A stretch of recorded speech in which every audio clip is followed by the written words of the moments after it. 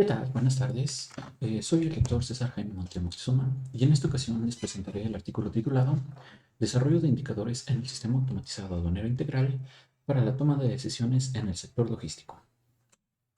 Para comenzar, es necesario conocer las estadísticas anuales actuales de México con respecto a las importaciones y exportaciones, información que podemos obtener de la balanza comercial de mercancías de México, desarrollado por la INEGI.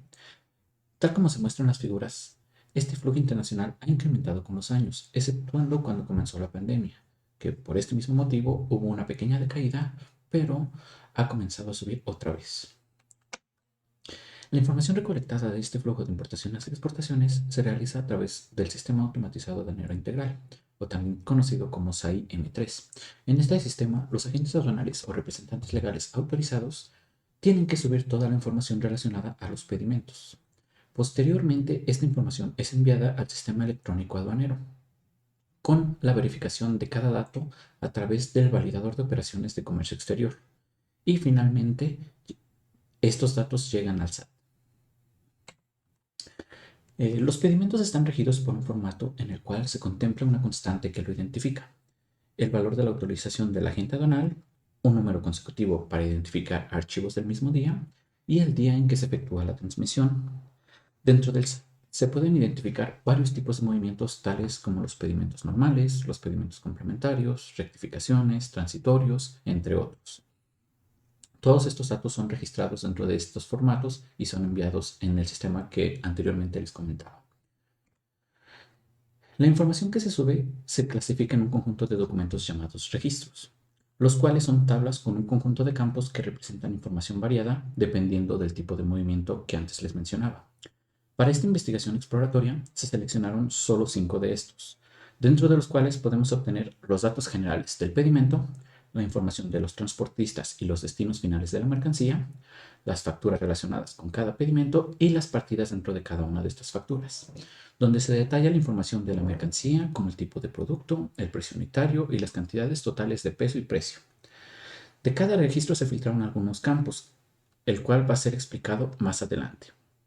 Dentro de la tabla a nuestra derecha, dentro de la tabla derecha podemos observar cuántos fueron los campos que se filtraron dentro de cada uno de estos registros.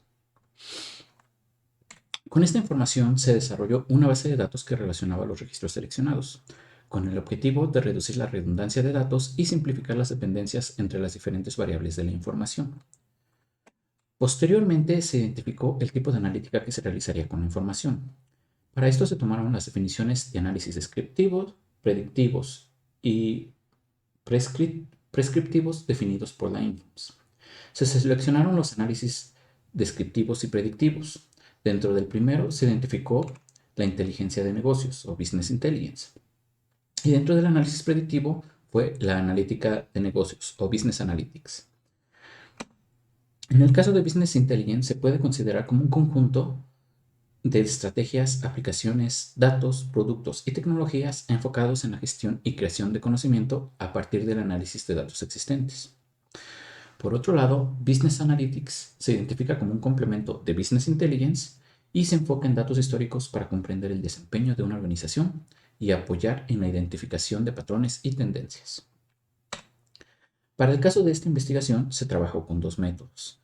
Eh, para el primer tipo de análisis fueron matrices de orígenes-destino y para el segundo tipo de análisis fue a través de métodos de series de tiempo. Algunos de los ejemplos de series de tiempo se pueden observar en la presentación. Ahora, antes de comenzar con algunas gráficas que fueron resultado de estos análisis, fue necesario realizar un tratado de la información. Esta base de datos que anteriormente les había comentado que se desarrolló, en esta se consideró la eliminación de campos que no eran tan relevantes, como los nombres, direcciones o información fiscal de algunas compañías, de todas las compañías, transportistas o agentes aduanales. También el cambio de moneda de pesos, de cambio de moneda de las diferentes monedas que se manejan en cada país a pesos mexicanos. También se corrigieron algunos valores numéricos porque en algunos casos existían valores iguales a cero.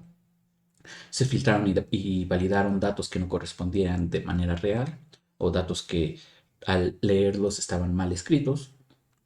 Se normalizaron algunos otros valores, como por ejemplo, en algunos casos alguna mercancía se manejaba con kilogramos y se pasaba a toneladas. Y finalmente la información, que ya fue correctamente tratada, fue donde se empezaron a trabajar los análisis o las gráficas que más adelante les presentaré. Estos datos al final se pudieron identificar 2.3 millones de pedimentos relacionados a exportaciones y 6.3 millones a importaciones. De estos pedimentos se tienen registrados 15.1 millones de facturas y dentro de cada una de esas facturas, que se puede dividir en diferentes partidas, se identificaron 70.27 millones de registros. Toda esta información es del año 2016 y está distribuida dentro de los 12 meses, así como se muestra en la figura del lado derecho. Primeramente, se realizó un análisis desde un enfoque nacional, pero también se hizo un análisis desde un enfoque internacional. En el caso del análisis internacional, se identificó cuál era la cantidad de pedimentos en cada uno de los países. Dentro del mapa que nosotros podemos observar, se pueden identificar solo aquellos países que tienen más de 10.000 pedimentos registrados para el año 2016. Todos aquellos países que tenían menos de esta cantidad eran, bueno, no se pueden observar dentro del mapa. Otra cosa que se tiene que aclarar en esta imagen es que la cantidad de pedimentos que están registradas en México es debido a que existe una gran cantidad de pedimentos virtuales, en los cuales se incluyen transferencias entre aduanas o recintos fiscalizados antes de ser exportados o importados, y por eso hay una gran cantidad de pedimentos registrados en México. Posteriormente, de estos países se identificó el mayor importador y exportador, en este caso es Estados Unidos, con más del 50% del total de toneladas movidas en exportaciones y más del 80% para las importaciones. Posteriormente, en el caso nacional, se identificó que el estado de Nuevo León es el que tiene mayor flujo debido a la cercanía que tiene con Estados Unidos, que era lo que comentaba anteriormente. Es el principal exportador e importador del país. Eh, También se realizaron análisis con respecto a los modos de transporte.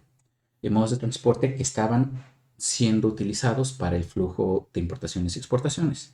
En este caso, el carretero fue el que se identificó que era el que tenía mucho mayor cantidad de pedimentos registrados.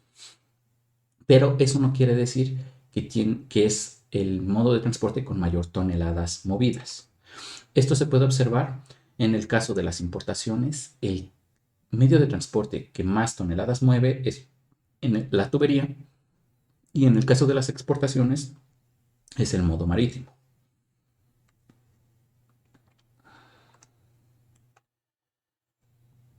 Posteriormente también se trabajó o se analizó el flujo de mercancía, el flujo de importaciones y exportaciones por tipo de mercancía, en el cual se pueden identificar de acuerdo a la fracción arancelaria según el Sistema de Clasificación Industrial de América del Norte, o también llamado CIAN, y aquí se identificó que el mayor producto o la mayor fracción arancelaria eran los combustibles minerales, aceites minerales y productos de destilación.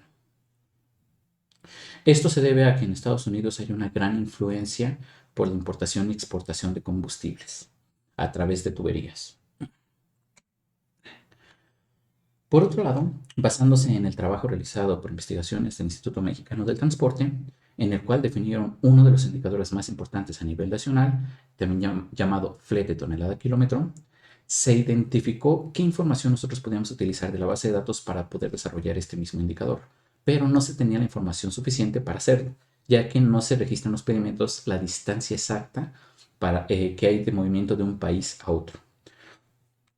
Entonces, se desarrolló un indicador que se llama valor comercial por tonelada. En este caso, para cada uno de los países o de los países con mayor movimientos, tanto de importaciones y exportaciones, y de los productos que también eran los top en cuanto al flujo, se desarrolló esta matriz origen-destino que podemos observar en la diapositiva. Dentro de este se puede identificar, bueno, este es un indicador o es una representación aproximada de los costos por tonelada para los tipos de mercancías, pero cabe aclarar que estos costos incluyen otro tipo de gastos relacionados al transporte. no es lo mismo el costo que se ve reflejado en una tubería a que se ve reflejado en un avión o a que se ve reflejado en un barco. Entonces, es por eso que en países muy alejados, que necesitan este tipo de modos de transporte, el valor comercial por tonelada es muy alto. Y en el caso de Estados Unidos, pues es muy bajo debido a que se utilizan, tal vez no se utilizan barcos, tal vez se utilizan vehículos de carga pesados, entonces son mucho más baratos comparados con los otros modos de transporte. Para finalizar, se realizó un análisis temporal en un caso de estudio específico, que fueron los combustibles, que eran el top, que estábamos mostrando en las gráficas anteriores. Y esto es debido a la gran importancia que estos han tomado en los últimos años. En el primer análisis se identificó que los ductos y las tuberías son el principal medio para transportar estas toneladas hacia Estados Unidos.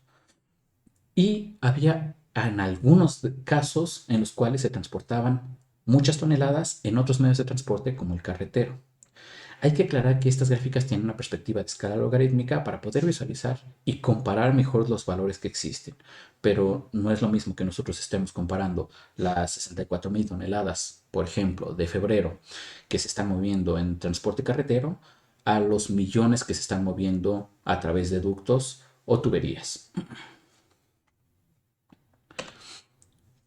Por otro lado, dejando a un lado Estados Unidos, también se identificó cuáles eran los países más importantes que estaban transportando lo que son los combustibles. En este caso se identificó Japón, India y España. Y la tendencia que estos tenían era el incremento, como se puede observar en la figura del lado izquierdo.